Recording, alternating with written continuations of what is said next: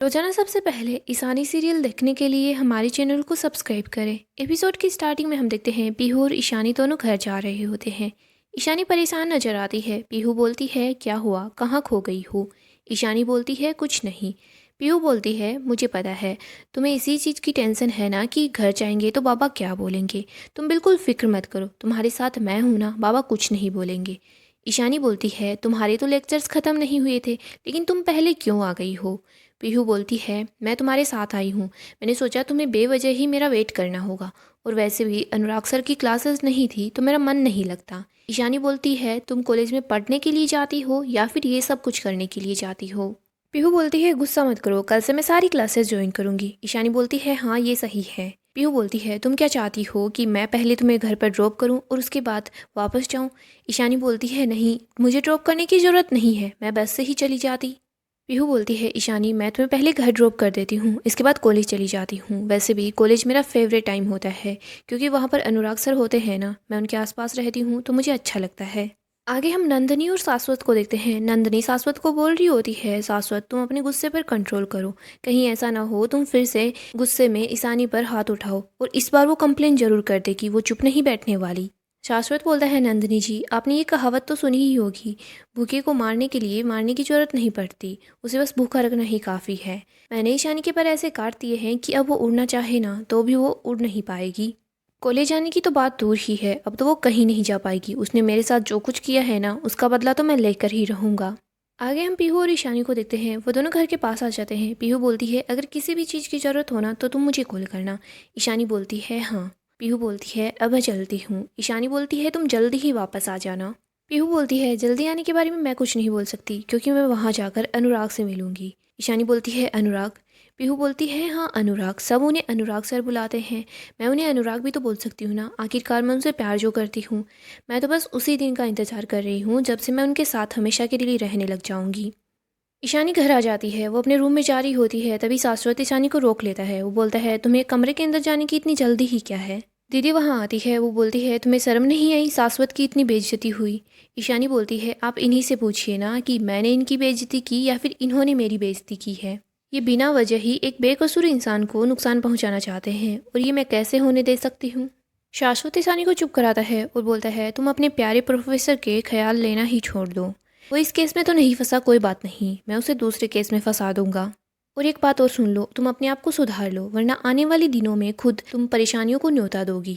ईशानी बोलती है पहले आप मुझे एक बात बताइए, आपको उनसे प्रॉब्लम क्या है, आप उनसे बदला लेने के लिए क्यों तुले हुए हैं। मुझे तो इन सब के पीछे कोई वजह नज़र नहीं आ रही, बताइए आप उनको नुकसान क्यों पहुंचाना चाहते हो। उनको नुकसान पहुंचा के आपको क्या मिल जाएगा। शाश्वत बोलता है मैं नुकसान तो उसे पहुंचाने वाला हूँ, लेकिन ये सुनकर तुम्हें क्यों तकलीफ हो रही है, उस आदमी के लिए तुम इतनी फिक्र क्यों कर रही हो।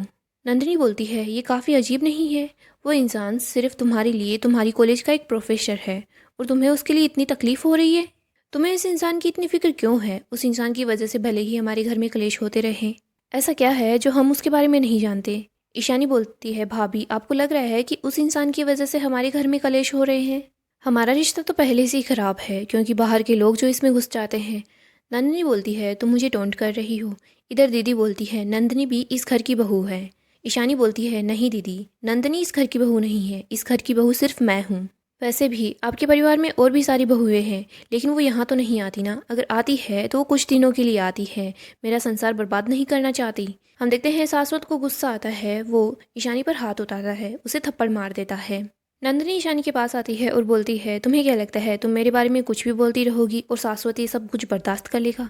मैं तुम्हें कितनी बार बताऊं, मैं इस घर में अपनी मर्जी से नहीं हूँ, मैं इस घर में सिर्फ शाश्वत के लिए हूँ, शाश्वत चाहता है कि मैं इस घर में रहूँ। तुम्हें क्या लगता है मैं तुम्हारी तरह मजबूर हूँ, मैं इस घर के अलावा कहीं और नहीं जा सकती।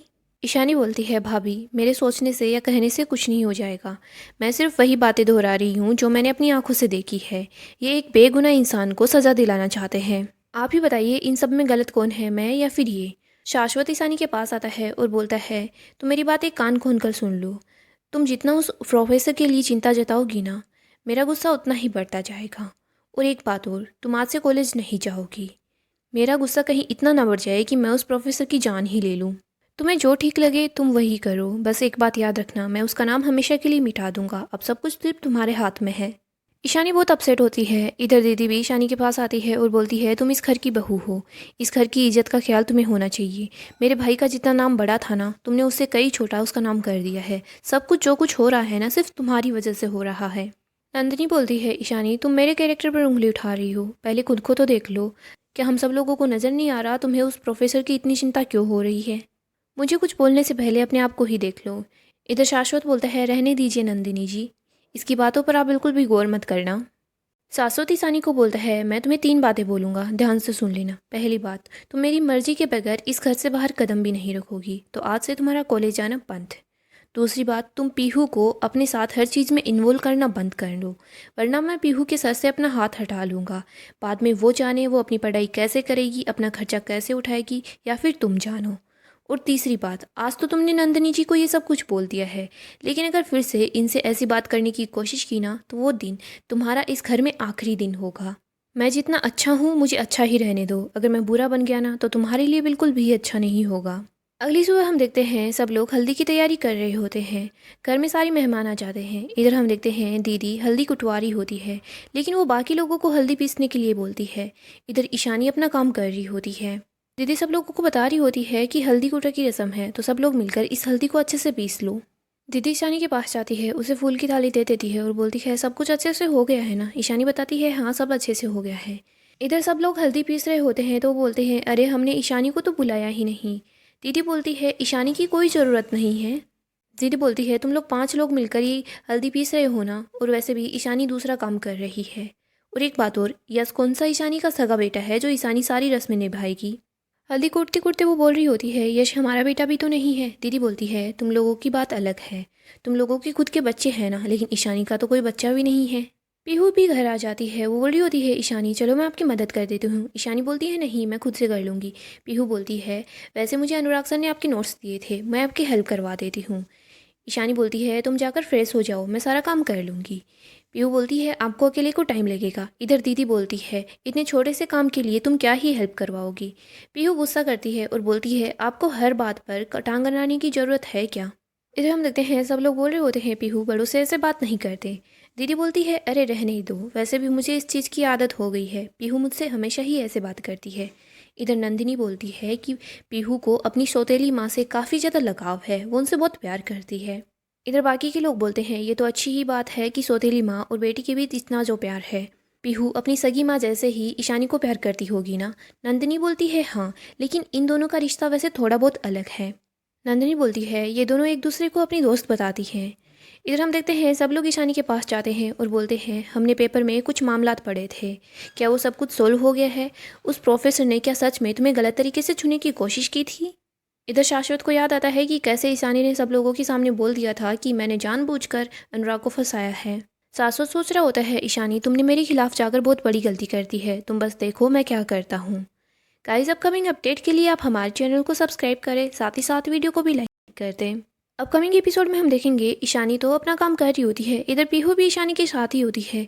शाश्वत सोच रहा होता है बस थोड़ी ही देर में सब कुछ शुरू हो जाएगा। इधर हम देखते हैं अनुराग अपने घर पर होता है, तभी वहाँ पर पुलिस आती है।